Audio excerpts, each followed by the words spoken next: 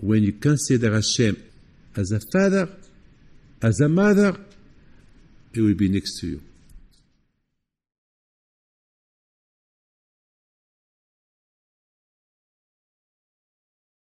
Ladies and gentlemen, I would like to wish you Shavua Tov. I would like to give you a special bracha for a good week.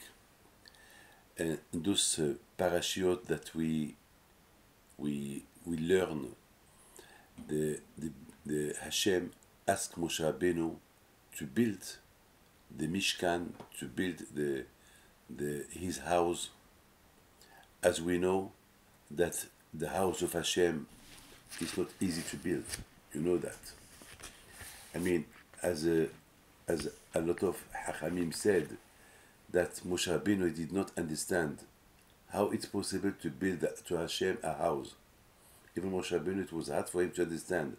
When Hashem, he said to him, "Ve'asu li mishkan ve'shachanti b'tocham," Moshe Rabbeinu was a little bit shocked. He said to Hashem, "You want a house? I mean, you live everywhere. It's your house. There is no place for you. I mean, everywhere you belong to everywhere, and everywhere belongs to you, and there is no space empty from you. So, what kind of a house you want?" So Hashem, he said, "No, I don't ask you to build me a house. I want to do something small. Only something small. I want a tabernacle, a mishkan, a Beit HaMikdash, something very, very small. That's what I want for you, from the Bnei Israel. I don't want something big. And I will, but Hashem said, but you're right, Moshe. I am everywhere. But I want to be inside the Bnei Israel. And the only way to be inside the Bnei Israel, that I will have a house, that they will build me a house among them, and then I will live inside every Jew. Ve'asu li mishkan v'shachanti b'tocham. And they should do me a house, build me a house, and then I will live everywhere on them. I mean, on them, among them, on them. That means each one of us today, he is a residence of Hashem. But as you know, to be a residence of Hashem, you have to believe in Hashem. And now this is the question that I was asking.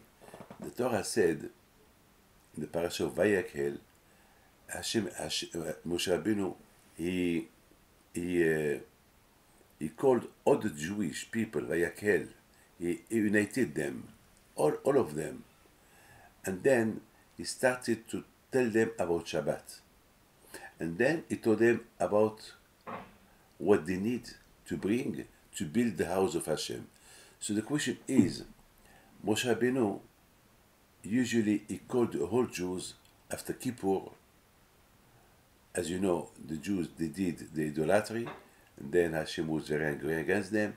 Then Moshe Rabbeinu went to the Shamayim on Rosh Chodesh Elul, and then he came down 40 days after on Yom Kippur.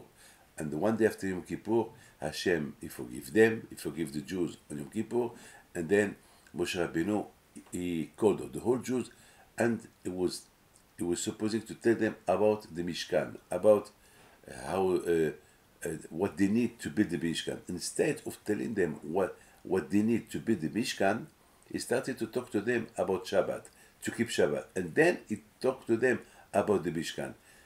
Think that should be the opposite. He should have first talked to them about the Mishkan, what they need to bring the Mishkan. Then, if you want to talk to them about the Shabbat, you can talk to them about Shabbat. But why Moshe Rabbeinu is start to tell them about Shabbat first? This is the question that every year I ask. I mean, there is an order. I mean, he called them to talk to them about what they need to build the Mishkan. So that's what they should do. But Moshe Rabbeinu did not talk to them about the Mishkan. He talked to them how to keep Shabbat. So the question is, why? So I was telling you before that a man would be a residence for Hashem, he should have first believe on him. I mean, just imagine somebody who wants to build a house. he look a place that he like, then he buy the land, and then he build the house.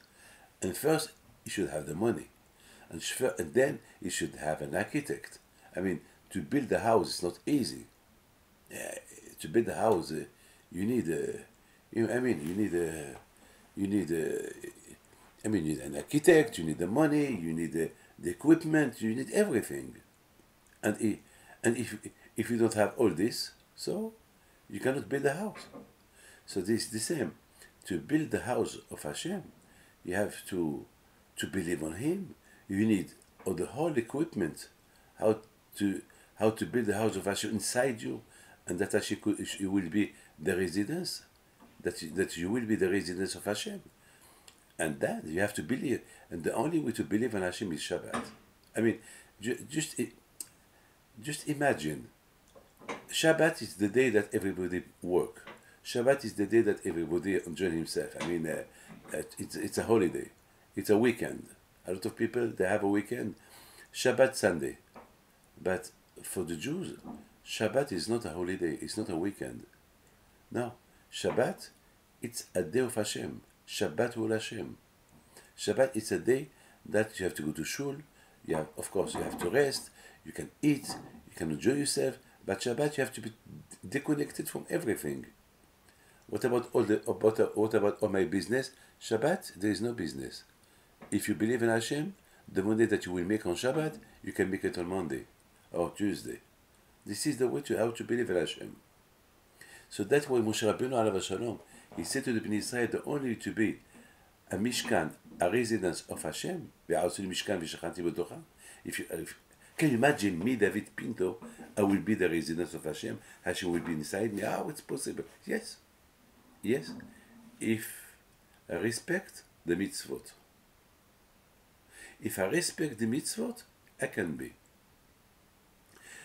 I would like just to mention to you, mitzvah.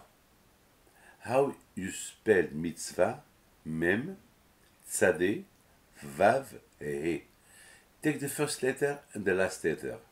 The first letter and the last letter is mem, he. And the two middle letters is tzadeh, vav. Tzadeh, vav, it's tzav. Tzav, it's a mitzvah. Mem, he, the first letter and the second letter, is the name of Gematria. If we calculate Mem He, Mem it's 40, He it's 5. 40 and 5, that means 45. 45 is Gematria Adam. Adam, Amen. That means this is a mitzvah. Or Mem He, it's one of the names of Hashem B'Milui Alfin. It's Yudke Vavke B'Milui Alfin. It's one of the names of Hashem. That means if you do this mitzvah, if you do a mitzvah, automatically you, the man, you do a mitzvah, you, mem he, man or God, you do tzav, a mitzvah, automatically you become the residence of Hashem. I mean, it's not, don't think it's impossible to be the residence of Hashem. It's possible. Maybe it's impossible to visit a king. Just imagine you go to Arabia Saudi, or you go to Morocco, or you go to France to the Elysee, or you want to go to Washington to the White House. It's not easy for you to get in. It's impossible because there is a president, there is the king. I mean, it's not a place for everybody. It's a private. It's only some close, really, only family can enter there. Even the family, they have to take permission. I mean, don't think because I am the cousin of Obama, or I am his cousin, or I am only, even those close people, they need to have a special permission, but not the wife. The wife of the children, they don't need a permission to get in the palace or the White House. No, because this is the close people. So you have to understand, the only way to be a residence of Hashem, close to Hashem, that you can enter to see Hashem, to feel Hashem, and Hashem can enter only if you are very, very close to Him. Very, very close to Him. Like a wife, like a child, like a baby, like a son, like a daughter. So Hashem give us mitzvot. That's why Hashem, listen to this. I was wondering all my life, why do Hashem need it to give us mitzvot? I mean, why? Why a lot of mitzvot? I mean, you know that Beseder, okay, we know he's the king, we know he's God.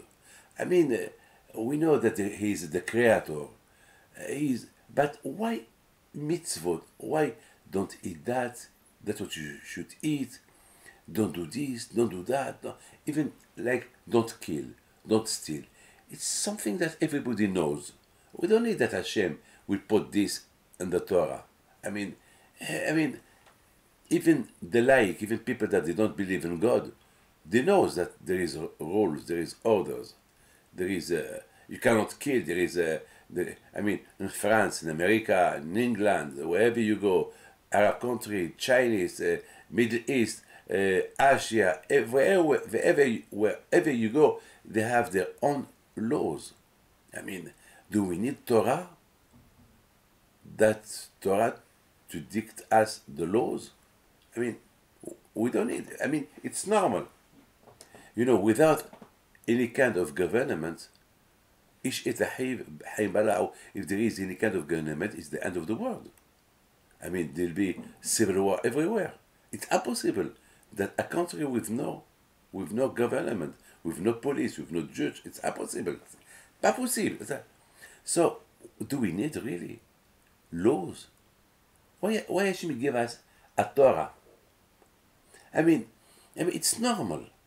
It's something normal. Wherever you go, even in the desert, where there is some tribe, wild tribe, they have there a leader with his own laws. I mean, if there is no laws, it's anarchy. It's the end of the world. HaKadosh Baruch Hu give us laws, mitzvot. So whatever we do, we know that we do that because Hashem asks us to do that. Not because it's logical. Because there is nothing logical. You know, my friend, look at me. A lot of times it happened to me that I want to do something bad. It happened. I am only a human being. I'm not a malach. I'm not an angel. I'm just, you know what the Gemara said. You should not feel you're a tzaddik till the day you die. Because as long as you live, you can be a bad man. As long as you live, you have to fight. You have to fight to be good. It's not easy to be good, I'm telling you. It happened that sometimes people talk bad about me. People, sometimes I feel a lot of angry against some people, and I want to do my revenge. Sometimes they are in my hand, and sometimes I could tell them, hey, well, what you did to me, now God will punish you. Or I could not help them. It's a fight. And then I remember what the Torah said. The Torah said, if your enemy needs you, help him. Don't close your eyes from your enemy. Azov ta'azov emo. You must help him. So if the Torah will not tell me this, I will be bad to him. So the Torah helped me. A lot of times we can make out of our religions what it suits us, but we are not allowed. We have to do exactly what Hashem wants to do from us. Because it's here. Only through the Torah you can be helped against the Yetzirah to fight him to be a good person. Hashem give us mitzvot, even that not kill, not steal, don't do bad things. It's logical, but the Torah wrote them because the Torah knows that the Yetzirah is very strong. Only because the Torah tell you not to do that, so that it will help you not to do it. That's why Hashem give us mitzvot. Hashem give us mitzvot to fight the Yetzirah. Hashem give us the mitzvot just to fight the Yetzirah. And Hashem, He wants to be with us. He wants to live with us. Hashem, He wants us to be His residence. And the only way that Hashem can enter on us, to feel Him, to fear Him, and to do really what He wants from us, only if He is inside us. And how can He enter? How can He be inside us? How can we feel? Only through the mitzvot that He gives us. When we do them, so that means we are connected to Him. And that's why Hashem, He gives us mitzvot, mitzvah. Mitzvah, if you take the first word, the last word of mitzvah, mem he is, if you calculate it, you will find there Adam or Yud Ke Vav Ke. Adam, a man, or the name of God. That means and the mitzvah and the two letters in the middle, tzad vav tzav, is the mitzvah. What that means, mitzvah? Mitzvah, that means that the only way that Hashem, the man can be connected to Hashem only through tzav, an order, the mitzvah. So now you understand why HaKadosh Baruch Hu gives us those mitzvot, or a lot of mitzvot. This is the only way to feel Him. Whatever I do, he said why there is a lot of mitzvot. So you are always just surrender by mitzvot. Look. I'm sitting in front of you. So let's say I'm doing nothing. I'm not talking to you, but I have a talit on me, and this talit, it's a mitzvah. That means I am surrender. I have a brit milah. I have a mezuzah in my house. I mean, I am surrender. I put tefillin. I am surrender with mitzvot. You know, the Gaon of Vilna, before he died, before he passed away, he was crying. So they told him, why you cry? Why you cry? He told them, I cry because I'm gonna die. And look, up there is no mitzvot up there. Up there is no mitzvah that I can do. And this world, there is mitzvot that you do without feeling them. I mean, without working hard to do them. I mean, to wake up to put feeling, it's I mean, you do an action. You respect Shabbat, it's an action, because all the time you think not to profane Shabbat. Zachor v'shamor.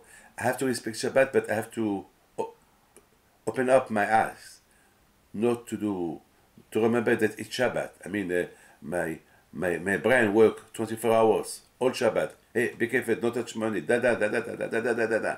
But having a talit on you, every second that it's on you, it's a mitzvah that you do. It's incredible, it's amazing. So I'm crying because up there I will feel empty without the mitzvah there. Of course, there it's Olam Haba, it's Gan Eden. But here I do something. I do the pleasure for Hashem. I enjoy doing pleasure to Hashem. But there is no. There I will be sitting, having a big pleasure just to see Hashem and to be near Him. But mitzvot I will not have any mitzvot to do. So I feel so bad, so sorry for that. Can you imagine that? It's amazing. It's amazing. So now you understand, when Moshe Rabbeinu alav shalom, he called the Bnei Israel to give them after that they did the idolatry, and then Hashem, He left them. So Hashem, He told them, the only way that I come back to you, and you will be my residence, build me a house. And through this house I will reside on you. This house will be symbolic. Knowing that this house is my house, so if you respect all mitzvot, you too, you will be my house. But usually I want to be with you. With you. Like, look today. Today there is no Beit HaMikdash today. Yes or no? There is no Beit HaMikdash. And where is Hashem? It's on us. How can it be on us if we let Him in? How can we let Him in? Keeping Torah mitzvot. First, Emunah. And the Emunah starts with keeping Shabbat. When you keep Shabbat, that means you believe in Hashem, that Hashem created the world on 6 days, and the 7 days he rested, so I do like him. When you do that, that means you believe in him. If you believe in him, so you become his residence. That's why Moshe Rabbeinu went, vayakhel Moshe, when Moshe Rabbeinu alav shalom, he called the whole Jews that famous day after Kippur to tell them what Hashem wants from them now, that they should build him a house. He started to talk to them about Shabbat. Before you build the house of Hashem, first, do you believe on him? Make up a room in your heart for Hashem. Then build yourself. Prepare yourself. You cannot build a house if you don't know where to build it. How to build it. To who you are building the house. You know it's for Hashem. So if you know it's for Hashem, so keep Shabbat. I would like to tell you something incredible. You know, there is a question that I was asking yesterday. How it's possible that the Jews did the vayakhel? They built an idolatry. Why did they not build it on themselves? Did it need to ask Aaron to build the Avodah Zarah? They could do it. They were clever. Why, at the beginning, they asked Hur to build them a spiritual ladder, a ladder to guide them. Hur said, no, your ladder is Hashem. So they killed him. So they asked Aaron. So the question they asked me, my children, why they were very clever. What Aaron did? Nothing. He just took all the goat, he threw it, and there is the vayakhel came up. So they could do it themselves. So I tell my children, they were very clever. They wanted that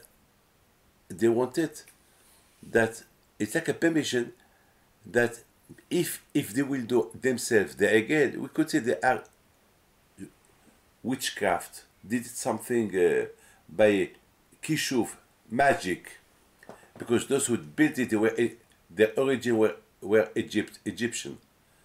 So they wanted that a tzaddik will associate himself with them. So they will tell, it's not us who built it, it's Aaron. And Aaron was the brother of Moshe. So they wanted like a cover. It's like, it's like somebody do a bad thing and he used my name. Well, I did do, it's Rabbi David who told me to do it. That's what they wanted to do. And that way, so Aaron HaKohen, he knew that's what they wanted. But Aaron HaKohen, he did that. He told them, okay, why? Because Aaron HaKohen, he thought, maybe, once they will build this idolat, and they will see it's only nothing, maybe they will do teshuvah. That's what he thought, the thought of Aaron. But just listen to this.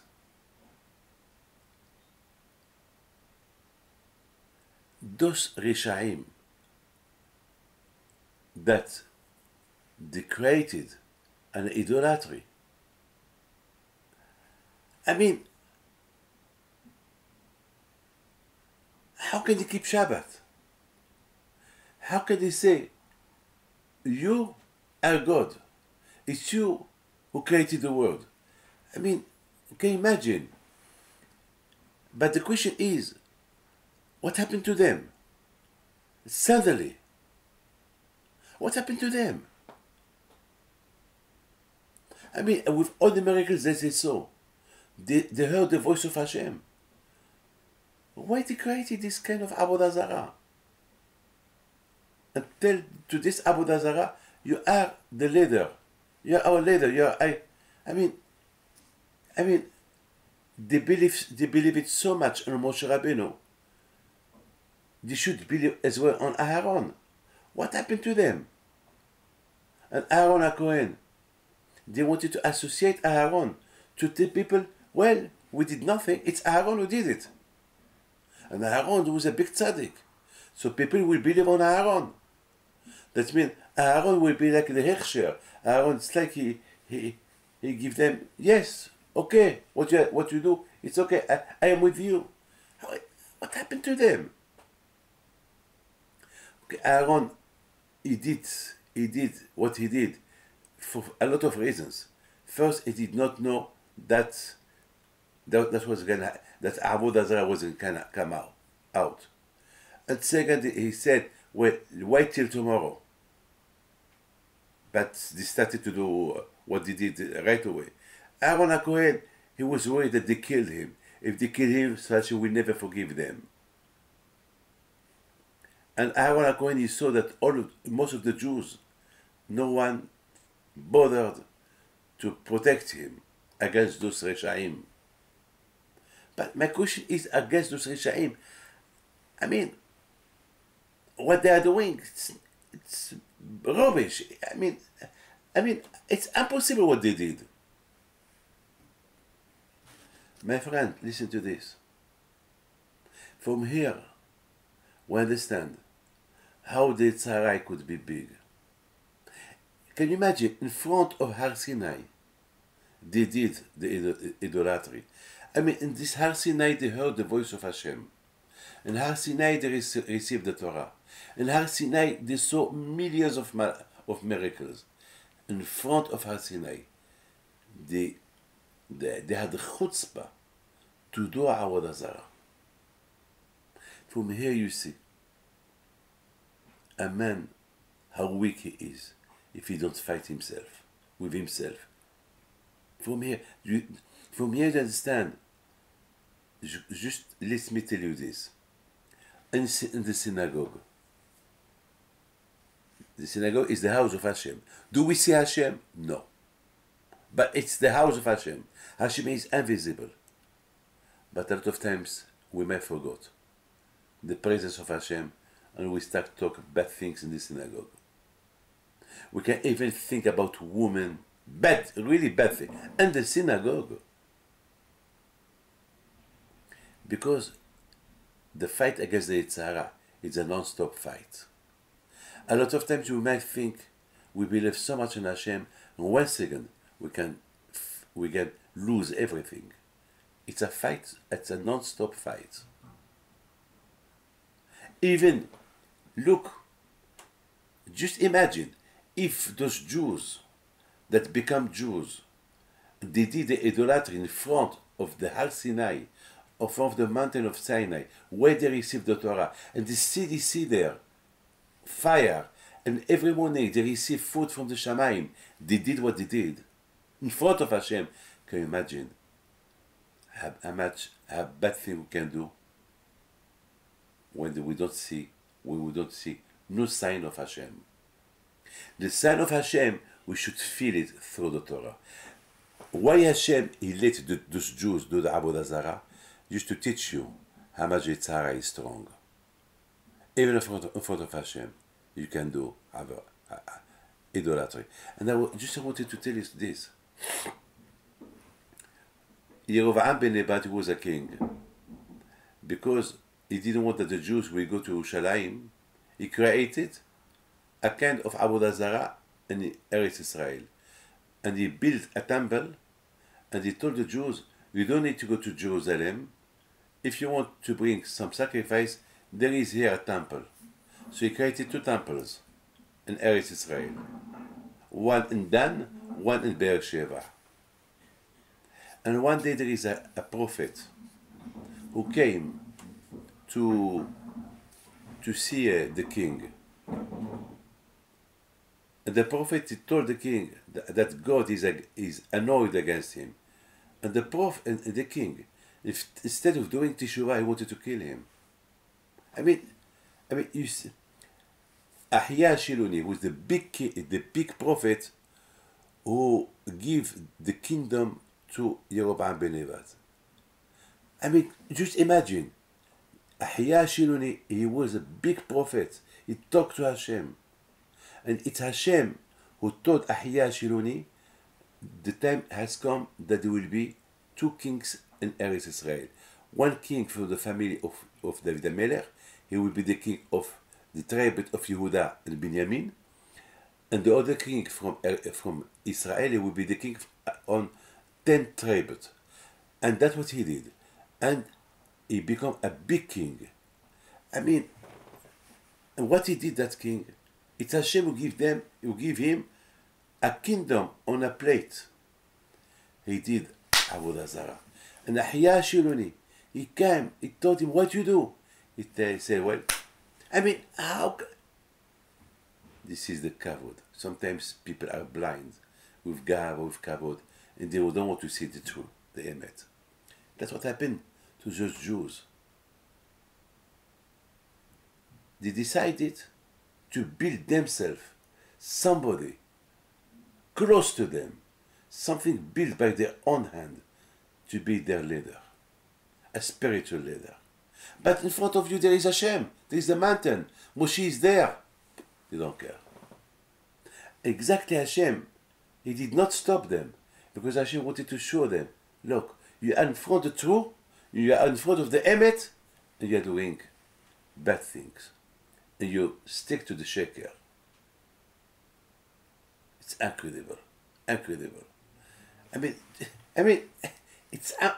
But this is the truth. That's what it could happen. That's what happened every day. There is somebody. I did to him a lot of good things. I married him. He got married. I pay his marriage. I even helped him to buy a house. And he became against me. And then he took lawyers against me. He wanted to steal money from me. I mean, you cannot imagine. And I sent him a rabbi. Just go and tell him all what I did for him. And I sent him all the letters. All what I did for him. Why he do that to me? You know what he said? He said to him, I want his money. I told him, but this is not my money. It's a tzedakah money. I don't care, he said. But how? And he has a beard. I mean, how can you imagine that? How can you believe this? My friend, today, how to trust somebody? I don't know. The only way to trust somebody, if really he is religious. Really, religious? We all are religious. But are we really religious? Do we really believe in Hashem?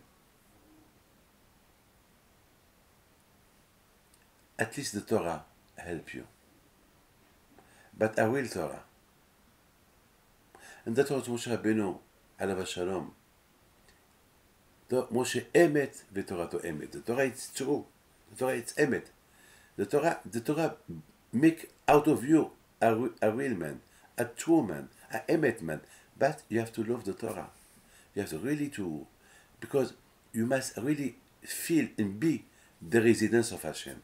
If really you are the residence of Hashem, if really you know what Hashem wants from you, so I'm sure you will be an honest man. You'll be a real good man.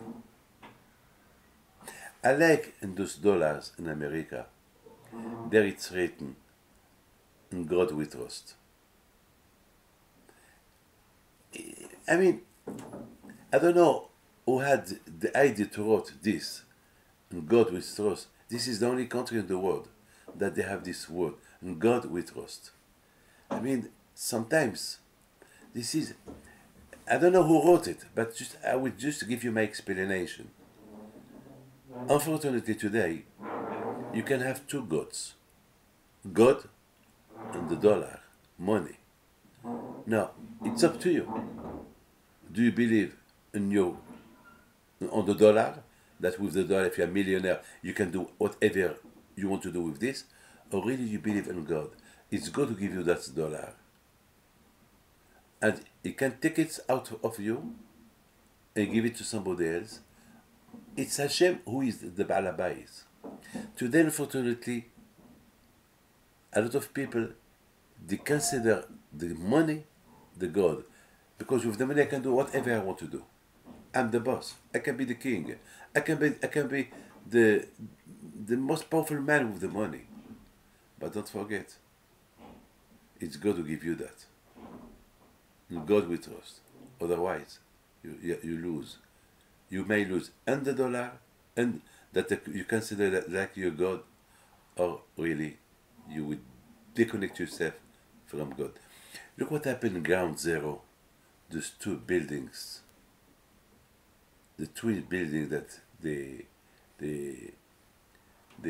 unfortunately, what happened to them? All my life,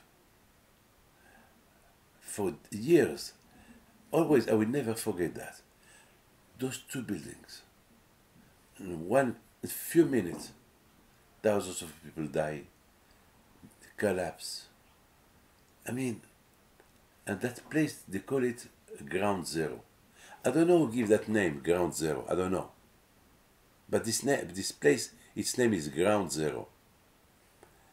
And I was thinking, unfortunately, I'm so sorry about all what happened.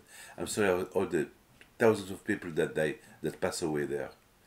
But every time that I am in New York and I pass that street, because now they're building two big buildings there, but never forget that this place, his name was Ground Zero. What that means, Ground Zero? That finally a man, he's the end of the man. He can be millionaire. He can be as high as these twin buildings. He is zero. The end of him, he will be in the ground. The ground. I mean, this is unfortunately. People don't think about their end. The end of any one of us is zero. We are zero. You can be billionaire, we are zero. Because at the end, we'll be in the ground. So why Gava? Why Gava? Why? You have to be careful. Last week, we'll say Shabbat, on Purim, so that's Purim, Saturday night, we were sitting doing the Seudah, and a man, a 50-year-old man, was sitting next to me. And he went to Morocco. And he passed away last night. He went to Morocco to rest. We're nothing. I mean, we're nothing. So that's why we have to be connected to Hashem, to believe in Hashem. And this is all the Parsha is about. All this Parsha is about the only way that you can be a resident of Hashem, that if really we believe on Him. And to believe on Him, first, that if you believe that He give you life, He give you money, He give you health, He give you happiness, He give you everything, Shabbat. Only through Shabbat you can have emunah. Then you can build the residence of Hashem. And to have a good residence of Hashem, to fix it well, and to be a good resident, only if there is mitzvot. Only through mitzvot you build yourself to be a good house of Hashem. So my friend, I wish all of you good week. God bless you.